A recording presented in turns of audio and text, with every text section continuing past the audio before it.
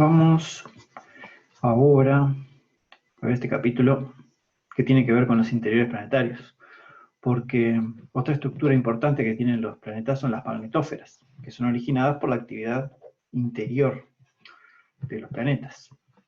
Y las magnetósferas tienen una fuerte interacción con el flujo de viento solar que proviene del Sol. Entonces, corresponde acá a ver no solo la parte de magnetósfera, sino también la actividad solar. Bueno, el Sol es una estrella común en nuestra galaxia, que nuestra galaxia tiene una cantidad de estrellas que se acaba de quintuplicar, de acuerdo a los datos de Gaia, y bueno, está girando en torno del centro de la galaxia, da una vuelta cada 250 millones de años y además oscila, tiene un movimiento oscilante y cruza el plano de la galaxia cada 30 millones de años, aproximadamente. Y acá tenemos al Sol con algunas estrellas vecinas, por ejemplo Alfa del Centauro, está por acá. Y bueno, básicamente tiene un núcleo en donde se genera la energía, y a partir de la zona radiativa ya no hay más generación de energía, simplemente hay transporte de energía. Y se llama radiativa porque la energía se transporta por radiación, por los fotones. Y luego la opacidad se vuelve demasiado grande y entonces el gradiente radiactivo no es suficiente para transportar el calor y entonces se instala una convección y tenemos que la última capa del interior solar es convectiva. Y después tenemos la fotósfera, que es lo que vemos. O sea que desde nuestro punto de vista es la capa que tiene profundidad óptica 1. Y después tenemos la cromósfera, que es una pequeña capa encima de la fotósfera que no la vemos porque es de muy baja densidad, y la corona, que también es de muy baja densidad y solo la vemos cuando hay eclipses totales de Sol. Y a pesar de que hay una cantidad de actividad y de movimientos dentro del Sol, podemos suponer que es una esfera estática a los efectos de deducir cómo son las condiciones en el interior del Sol. Acá tenemos lo que se deduce de un modelo solar. Tenemos, por ejemplo, la luminosidad, que va creciendo hasta que en cierto momento se vuelve constante. Bueno, justamente en esta región donde la luminosidad crece es el núcleo, porque es aquí donde se genera la energía del Sol. Después simplemente se transporta. Se transporta primero por radiación, zona radiativa, y después por convección, la zona convectiva. Y acá ya estamos en la atmósfera solar. Todo esto es el interior. Acá tenemos cómo va la presión. Esto es la distancia al centro, en radios solares. 0 es el centro, 1 es la superficie. La presión, en función de la distancia al centro, vemos que es del orden de entre 10 a la 11 y 10 a la 12 atmósferas, o sea, es mucho. La temperatura, en cambio, no es tan gigante, la tenemos por acá, del orden de unos 15 millones de grados en el centro, y aquí va cayendo lentamente al principio y rápidamente en la zona convectiva. Hay más absorción, entonces este gradiente tan alto instala la convección. Después la temperatura en la atmósfera del Sol, en la corona, es mucho más alta, pero ya veremos por qué. Y la densidad tampoco es una gran cosa, es muy baja en las próximas superficies, por supuesto. Acá es como la del agua, 1, 10, y no llega a mucho más que 100 y pico, 120, 140, la densidad en el centro, en gramos por centímetro cúbico, ¿no?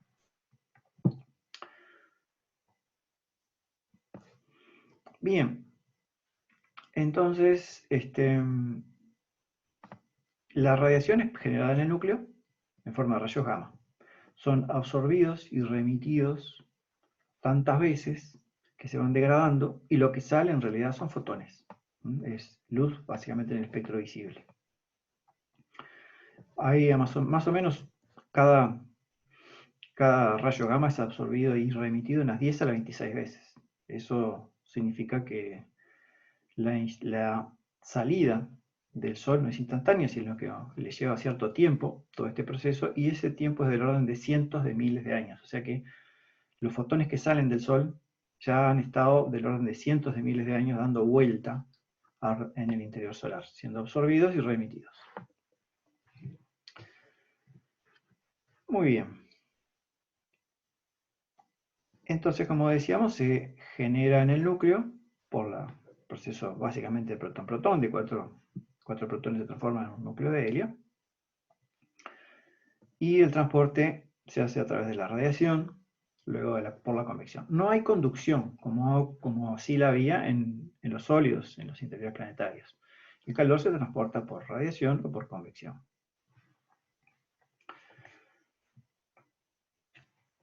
Para tener una idea de lo que ocurre en el Sol, en cada segundo hay 5 millones de toneladas de masa que se transforman en energía. Pues ese proceso protón-protón, en donde parte de la masa se pierde y se transforma en energía.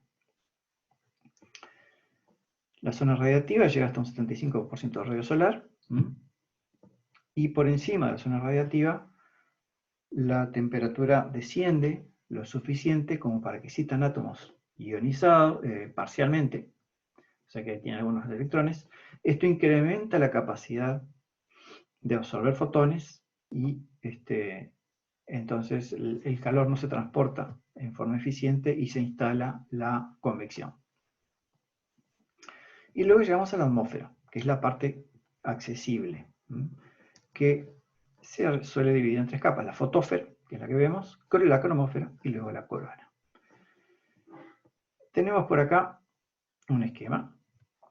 Esta sería la fotósfera, donde la temperatura decae un poco, y sabemos que es del orden de 6000 grados. Luego la corona, donde la temperatura está estabilizada, la cromósfera, perdón, la temperatura está estabilizada, y luego la corona, donde sube abruptamente. ¿Cómo es posible que la temperatura suba tanto, hasta el orden de 1.000.000 de grados? Eso es debido a que en realidad se inyecta, esto no está, este material no está en equilibrio térmico con la radiación que sale del Sol, que del orden equivale a una emisión de cuerpo negro de 6.000 grados.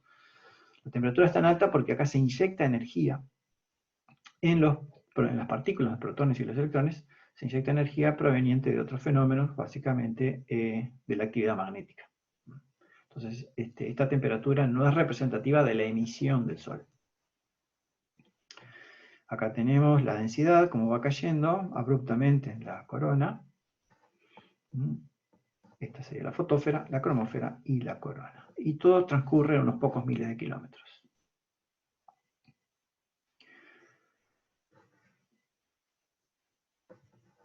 Entonces, el equilibrio térmico entre los fotones y la materia ocurre hasta en la fotósfera, donde la profundidad óptica es del orden de 1, o un poco más, un poco menos. Más arriba ya la profundidad óptica es muy baja y entonces no hay interacción plena entre los fotones y la materia. Ya no hay equilibrio térmico. Y luego en la corona llegamos a una región donde puede haber temperaturas del orden de 2 millones de grados, pero insistimos que no es debido a un equilibrio térmico, sino que son electrones y protones movidos a altas velocidades porque absorben energía de los campos magnéticos que se encuentran allí presentes. Ahí en la corona, los electrones son acelerados, electrones que se mueven a alta velocidad, se encuentran con protones cargados positivamente, son acelerados y en ese proceso de encuentro a alta velocidad, los electrones emiten fotones en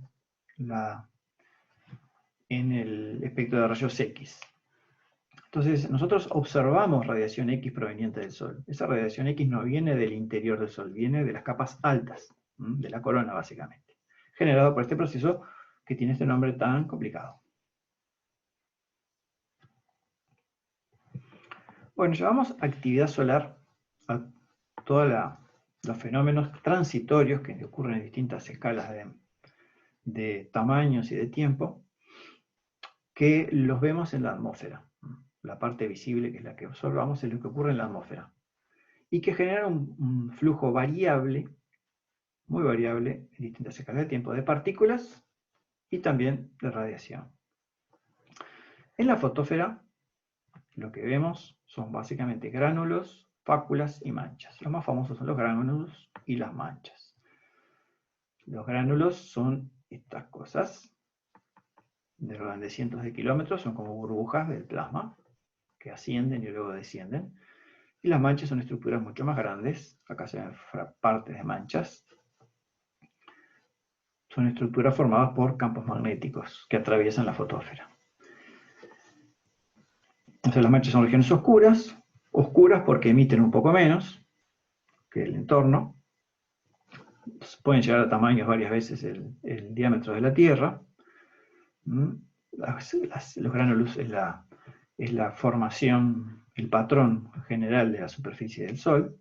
Y las fáculas son regiones más brillantes que se pueden ver en contraste con las manchas en la fotósfera.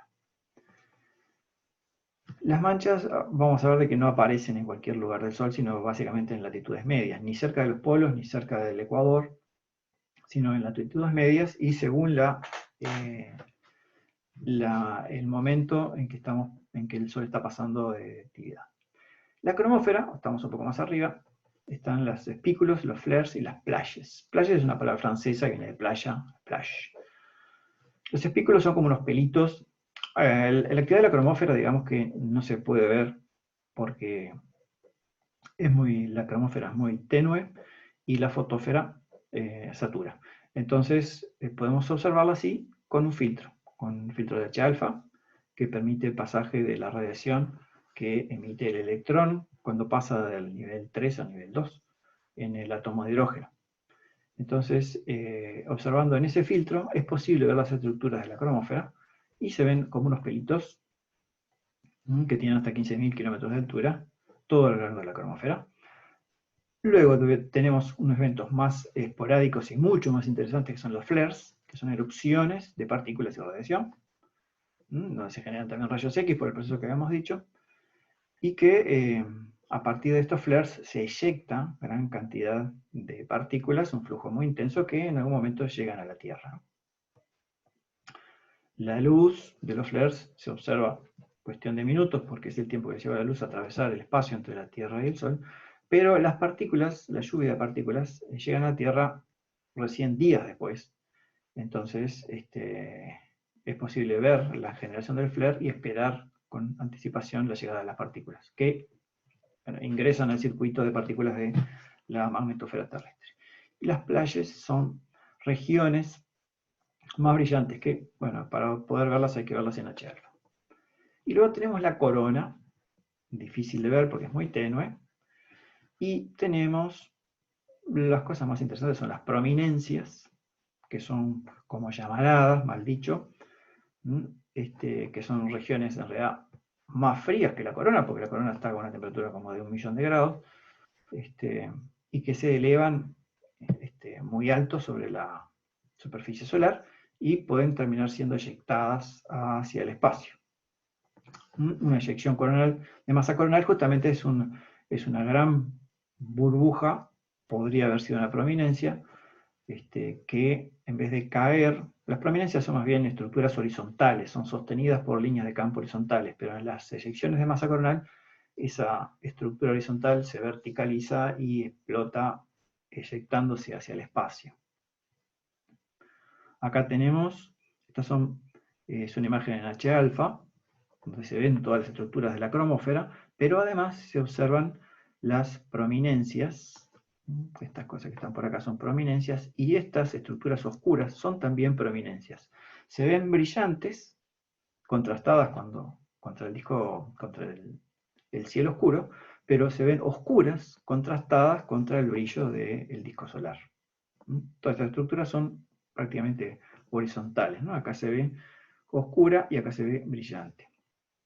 Son prominencias. Y acá tenemos una eyección de masa coronal.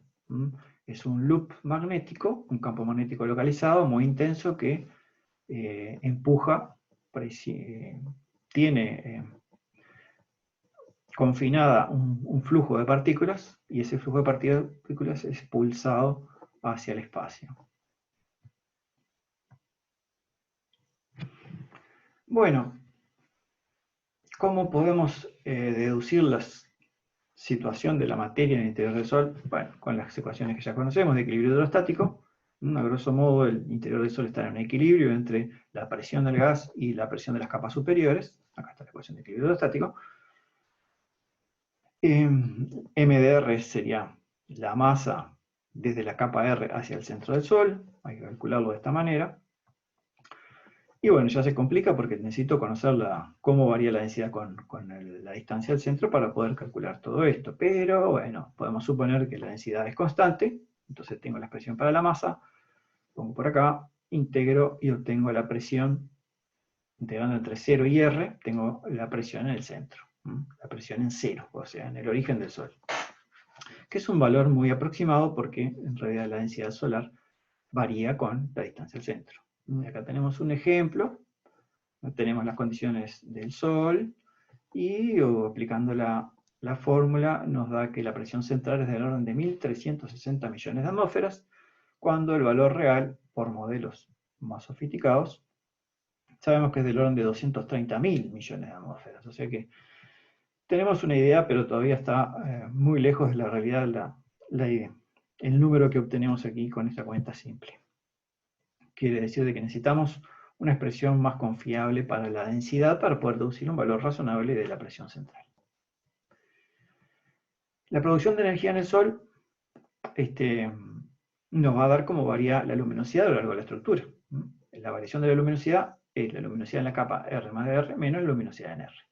Y esto no es cero en el núcleo, porque en el núcleo se genera energía. Entonces esto es igual a una cierta expresión que me da el coeficiente de producción de energía. Y esto lo igualamos a esto, y de esa manera tenemos cómo varía la luminosidad en función de R. Necesito también saber cómo varía la densidad en función de R.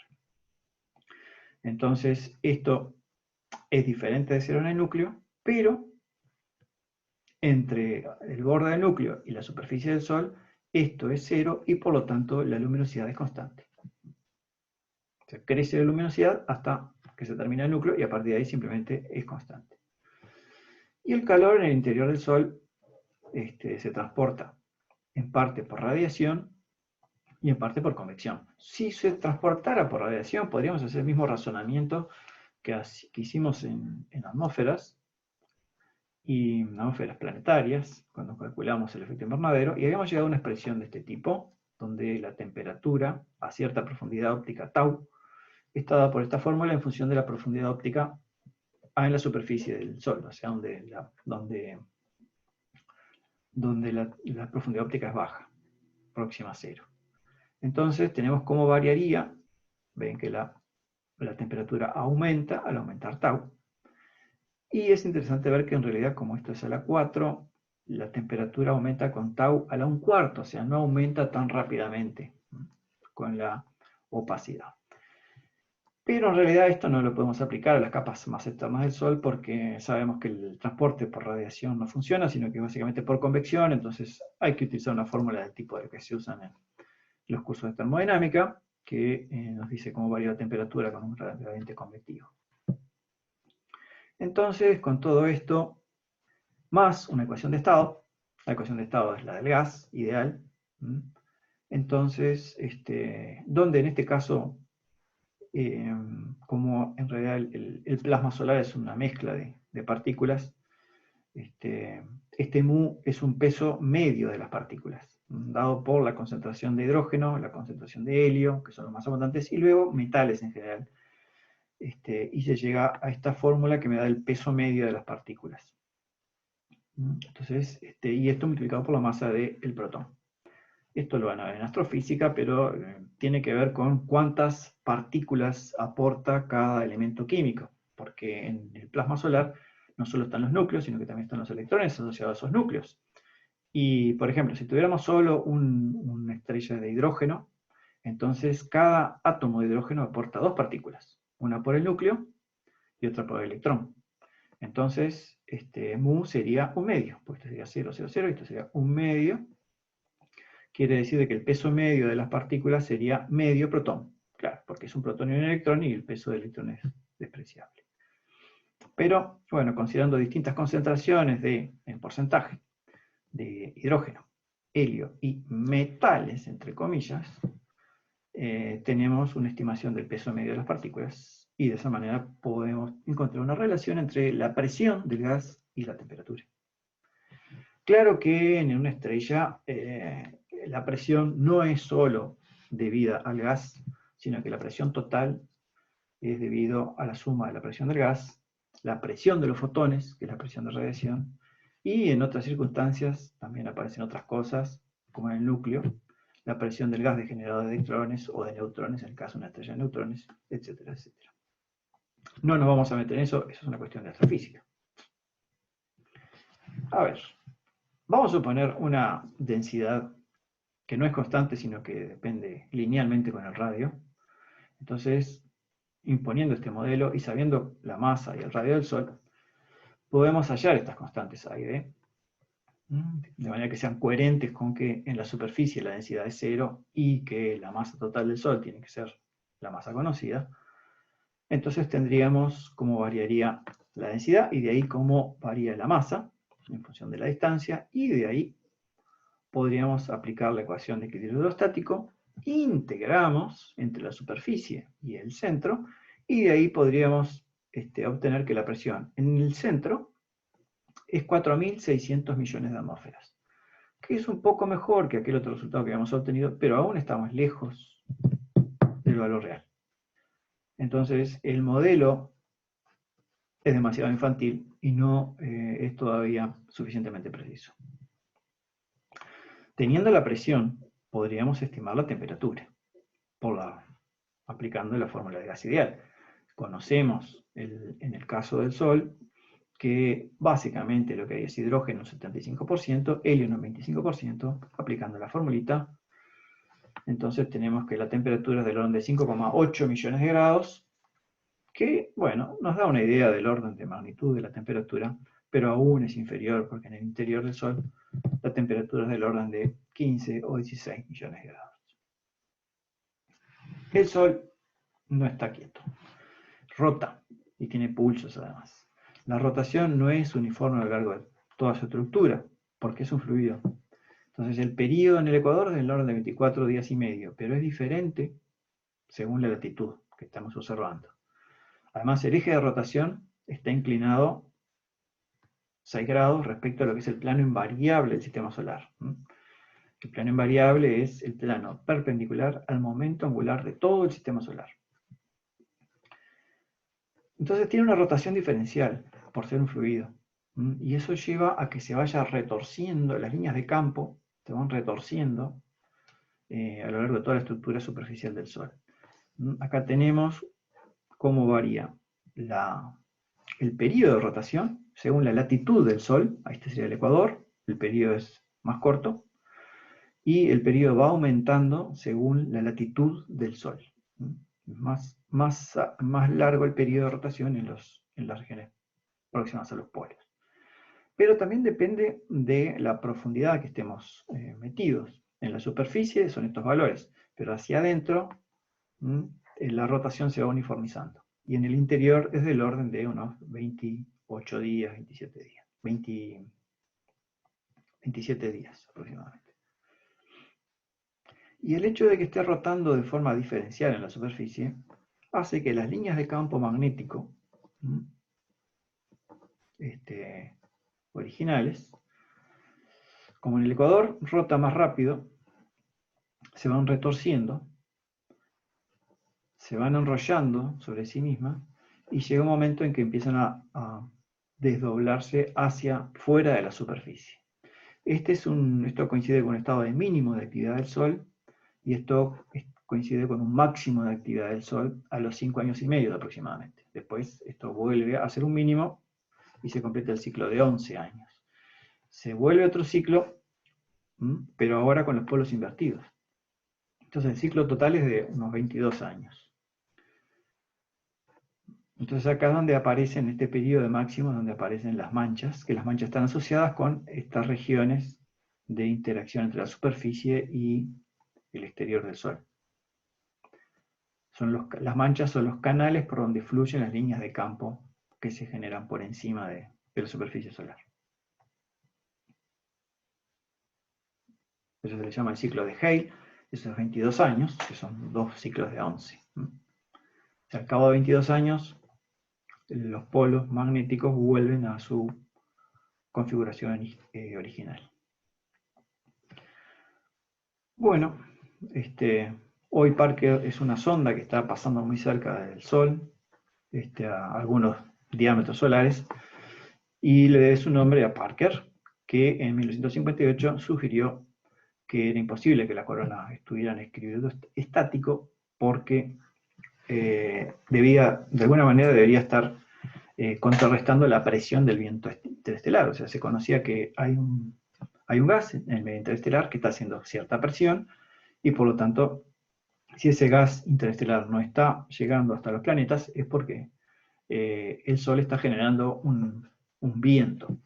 Así fue como se predijo la existencia del viento solar, que por otro lado se sospechaba observando las colas de los cometas. Porque el viento solar, que es un flujo de partículas cargadas, interactúa con los iones de las colas cometarias. Bueno, esto se fue comprobado por los primeros viajes espaciales. Y hoy el Sol ha sido estudiado, está siendo estudiado por la Parker y también por SOHO, Stereo, Ulises y una gran cantidad de telescopios en órbita alrededor de la Tierra y también en la superficie terrestre. Entonces, ese viento solar que fluye de la corona, es interesante que en realidad los protones y los electrones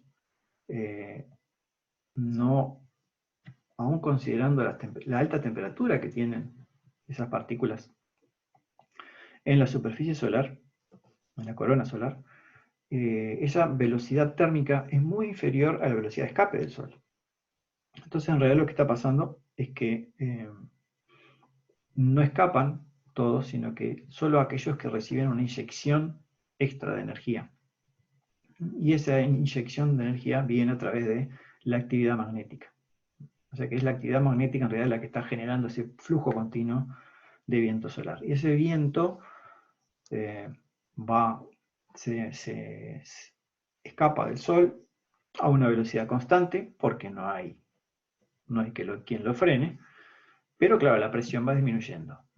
Y en el momento en donde la presión del viento solar iguala a la del viento interestelar, ahí es donde tenemos lo que llamamos el límite de la heliosfera. Es la región donde la presión del viento solar es superior a la del viento interestelar. Es el dominio del Sol. No el dominio gravitacional, sino a través de su viento. Como el flujo del viento solar es variable con el tiempo, entonces la heliosfera no está fija, sino que oscila. Y a su vez, como el flujo interestelar también es variable, todo esto hace que la heliosfera oscile. Bien, acá tenemos, de acuerdo a las medidas de la misión Ulises, la velocidad del viento solar. Es muy alta hacia estas regiones polares de altas latitudes y muy baja, o relativamente baja, en las regiones ecuatoriales. ¿Por qué? Bueno, se explica por esto, porque estos serían las líneas de campo del campo magnético solar. Las líneas están abiertas, y el viento solar puede fluir continuamente en toda esta región. En esta región las partículas quedan capturadas o espiraleando alrededor de las líneas de campo o terminan en esta especie de hoja o de plano que es un plano donde se encuentran las líneas de campo y por lo tanto no hay una dirección preferencial de aceleración. Por eso en estas regiones la velocidad del viento solar es mínima y es máxima en las altas latitudes solares. Acá tenemos un esquema de lo que sería la heliosfera. Como el viento solar tiene el viento interestelar tiene una cierta dirección, bueno, entonces tenemos como un frente de choque. Y toda esta es la región donde domina el viento solar y esta otra es donde domina el viento interestelar.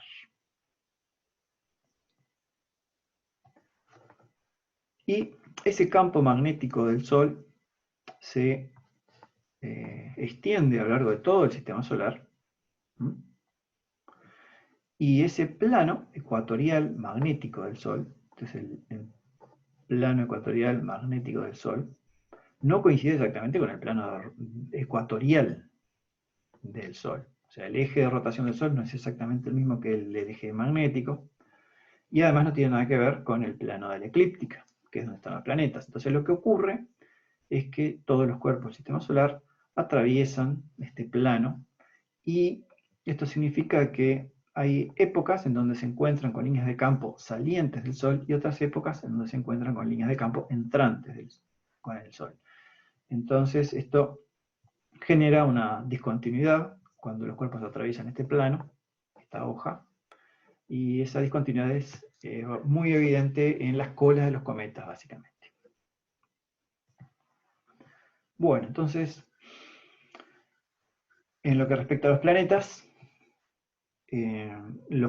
dependiendo de la existencia de fluidos cargados en su interior, se generarán corrientes por movimientos convectivos, y esas corrientes eléctricas son las que generan los campos magnéticos. Y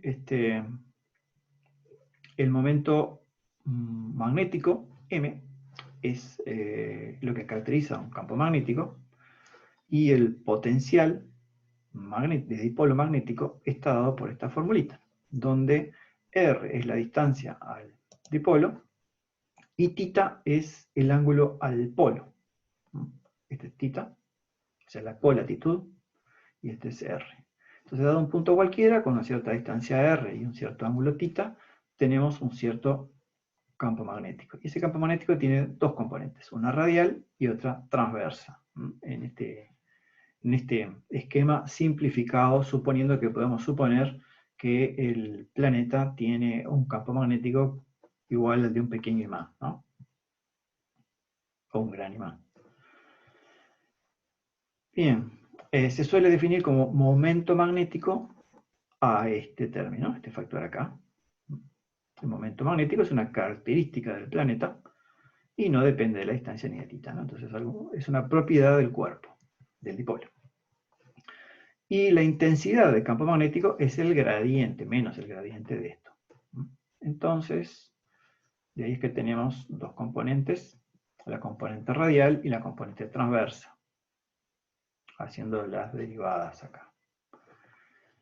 En unidades de Tesla, que es lo mismo que Newton por ampere por metro. Para el caso del, bueno, y el momento magnético M, entonces se puede expresar en unidades de Tesla metro cúbico también. En el caso de la Tierra, el momento magnético de la Tierra es casi 8 por 10 a la 15 Tesla metros cúbicos.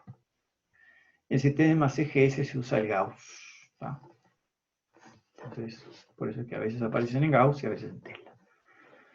El módulo entonces del campo magnético, de la intensidad, se obtiene haciendo la raíz cuadrada de esto al cuadrado más esto al cuadrado, que es esto que está acá. Esta es la intensidad del campo magnético. Entonces se puede ver que la intensidad del campo en los polos es el doble, cuando esto es 0, que en el ecuador, cuando esto es 90. O sea que son más intensos en los polos que en el ecuador.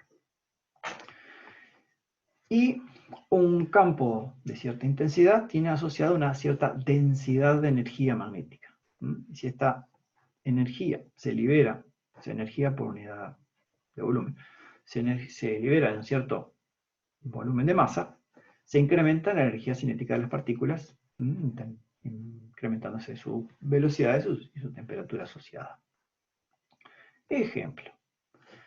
Vamos a suponer que tenemos una mancha del tamaño de la Tierra, con un cierto campo magnético que se puede medir desde Tierra, y nos piden calcular la energía total que hay asociada a esa mancha, y que si se inyecta en la atmósfera solar, cuánta cantidad de energía corresponde. Bueno, entonces teniendo el campo, tengo la densidad, y conociendo el volumen de la mancha, entonces tenemos la energía total. que es del orden de 10 a la 12 bombas de Hiroshima más o menos. O sea que hay mucha energía magnética asociada a los campos magnéticos solares. En este modelo simple de dipolo, las líneas son radiales en los polos, o sea que van hacia arriba, y en el ecuador son totalmente sobre la superficie, o sea, no tienen componente vertical. Eso idealmente, ¿no? Pero los campos reales en realidad no son dipolos, se aproximan por desarrollos armónicos esféricos, son más complicados. Y además, si aún insistimos en tomar el modelo de dipolo, ese imán no pasa por el centro del planeta y además no va en la dirección del eje de rotación, sino que tiene una cierta inclinación o tilt. Entonces hay una inclinación con respecto al eje de rotación y hay un desplazamiento respecto al centro del planeta. Y que más que menos todos los planetas tienen un desvío de este tipo, como lo muestra esta tabla, en donde tenemos el momento magnético y el tilt, la inclinación, pequeña Mercurio, 11 en la Tierra, pero cambia, porque sabemos que es variable, en Júpiter, Saturno, pero en Urano y en Neptuno es muy grande, 59 grados en Urano, que además recuerden que Urano ya tiene su eje de rotación muy inclinado, cerca de 90, además el eje magnético está 60 grados prácticamente inclinado respecto a ese eje de rotación, y el corrimiento respecto al centro del planeta en radios planetarios es del orden de 0.3 radios planetarios y 0.55 en el caso de Neptuno. Y en el caso de la Tierra es poco, pero es suficiente como para que se genere la famosa anomalía magnética del Atlántico Sur. Magnetopausa, esto es la distancia en la cual la presión del viento solar equivale a la presión generada por el campo magnético. Y en el caso de la Tierra son 10 radios terrestres más o menos, o sea que hasta 10 radios terrestres domina el campo magnético terrestre frente al viento solar. En el caso de Júpiter, en radios planetarios. El caso de Júpiter es muy grande. Muy bien. Entonces, Mercurio, Venus y Marte tienen campos magnéticos despreciables, por lo que se sospecha que sus interiores son sólidos, o sea, no hay un fluido como en el caso de la Tierra, que genera el campo magnético. Y además en el caso de la Tierra sabemos que es muy variable, que cambia de polaridad en ciclos muy irregulares, ha cambiado más o menos 20 veces de polaridad en los últimos 5 millones de años y por periodos muy diferentes. Y entonces la energía, la densidad de energía, que es igual a fuerza por unidad de área también, entonces es equivalente a una presión. La densidad de energía de un campo magnético planetario es también una presión que se opone a la presión del viento solar. Y eso es lo que define la magnetósfera, la región en donde se igualan la presión del viento solar y la presión del campo magnético planetario. En la dirección del Sol hay un escudo de choque, porque es la dirección de donde viene el viento solar. En la dirección opuesta eso no ocurre, ¿no? Y acá tenemos una magnetósfera. Acá es donde tenemos el límite de la magnetósfera. Acá domina el campo magnético planetario. Acá la presión del viento solar. Y esto en la dirección del Sol. En la dirección opuesta la situación es completamente diferente. Y las líneas de campo también tienen una estructura muy diferente. O sea que el campo magnético planetario es drásticamente alterado por el viento solar y el propio campo magnético que transporta el viento solar. Vean, la línea de campo salientes por acá, entrantes por acá, salen por acá, entrantes por arriba, en este caso. Se forman corrientes de partículas cargadas espiraleando en torno a las líneas de campo. Hay grandes cantidades de partículas, protones y electrones, básicamente capturadas en estos anillos en torno de la Tierra, que están girando a alta velocidad. parte de esta materia que escapa de los anillos o material del viento solar que es capturado por los campos magnéticos logra entrar a la alta atmósfera terrestre a través de los polos magnéticos. Y la colisión de esas partículas a altas velocidades con las moléculas de la atmósfera genera el fenómeno de auroras polares, tanto en el norte como en el sur.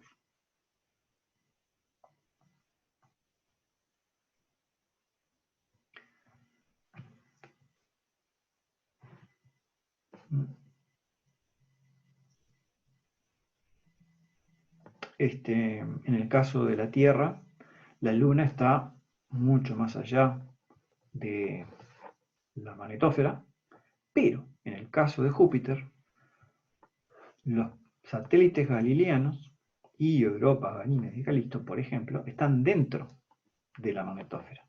O sea que toda la actividad que ocurre dentro de la magnetósfera es padecida por estos pobres satélites que están muy cerca de Júpiter. Y los anillos de radiación, como en el caso de la Tierra, también existen en el caso de Júpiter, y en particular Io tiene una fuerte interacción con esos anillos de plasma. Hay un anillo de plasma asociado con el satélite Io, que es un plasma de partículas, un flujo de partículas. En el caso de los planetas Urano y Neptuno, como decíamos, ese dipolo está completamente desajustado con el eje de rotación y además con el centro. Están descentrados e inclinados. Esto significa que los campos magnéticos de estos planetas no deben tener mucho que ver con la rotación del planeta. O sea, hay un problema de simetría grave acá en el interior de los planetas. Que en el caso de la Tierra es diferente, porque al ser tan parecido el campo magnético en el campo de rotación, quiere decir de que el interior terrestre debe tener cierta simetría y por eso se genera un campo magnético con simetría axial. También es posible que estos campos sean transitorios. Lo más probable es que no sean siempre así, sino que estén continuamente cambiando. Como sabemos, en el caso de la Tierra, cuya historia podemos reconstruir gracias a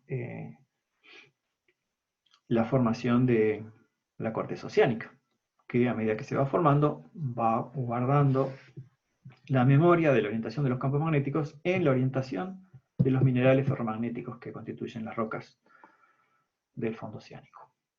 Ejemplo. Queremos estimar el radio de la magnetosfera terrestre, sabiendo que el momento magnético es tal.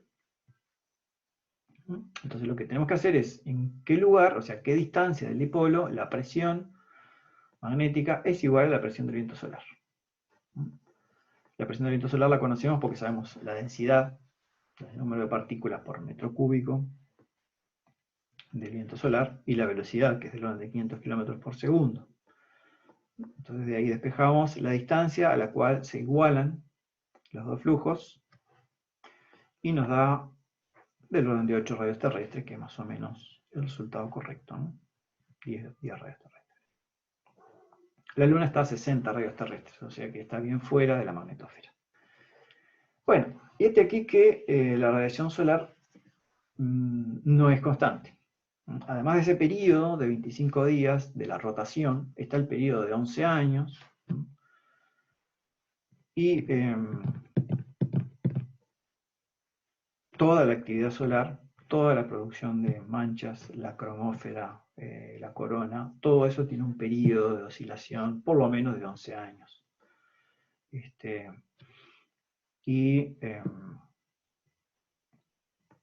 En las manchas y en las fáculas se genera radiación visible infrarrojo, en las playas se incrementa el ultravioleta y en la corona se genera ultravioleta y también radiación X.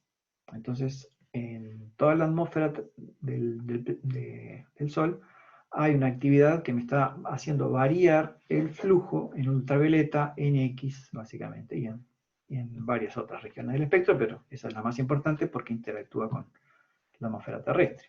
Y en particular, sabemos que la actividad solar de ese ciclo de 11 años no se ha mantenido de forma constante, sino que el registro de manchas solares primero muestra que la actividad es diferente en cada ciclo, a veces es muy alta, a veces es muy baja, es el número de manchas solares que tiene que ver con la actividad solar.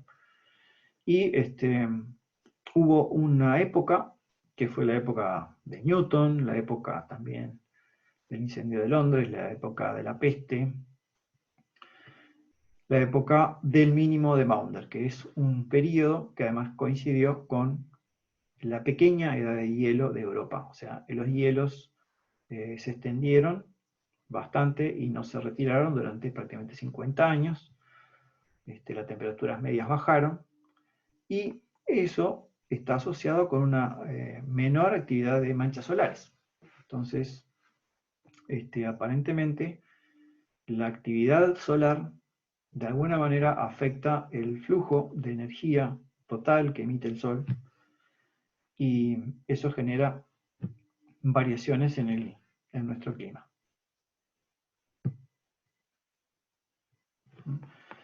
Este es el espectro del Sol y estas son es muy regular en la región de ultravioleta y rayos X, pero claro, como la intensidad es muy baja, esto no afecta demasiado.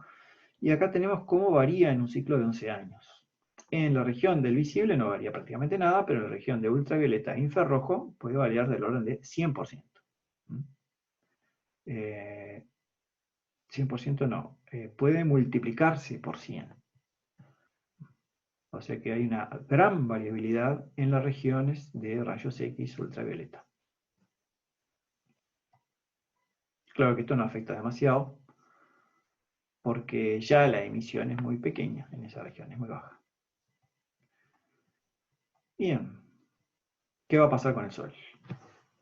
Bueno, sabemos que se transformará en una gigante roja, que su luminosidad será 2000 veces superior, el radio unas 150 veces más grande, la temperatura baja porque se expande,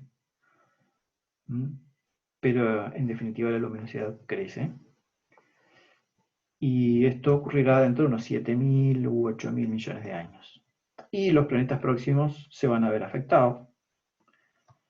Va a haber interacción de los planetas con las capas exteriores del Sol, lo que generaría frenado, pero a su vez las capas exteriores solares interactuarían por un intercambio de momento angular, y a su vez la pérdida de masa del Sol también generaría un cambio orbital. En definitiva, lo que domina es la expansión de las órbitas de los planetas.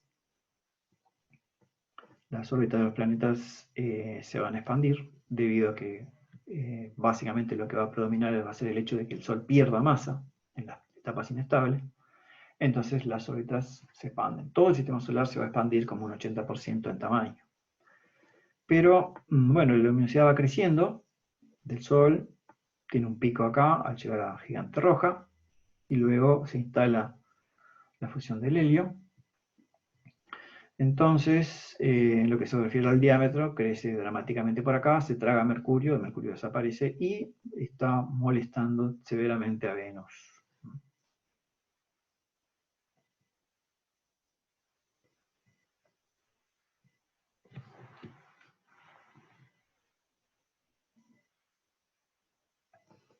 Acá tenemos cómo es un esquema de la evolución estelar.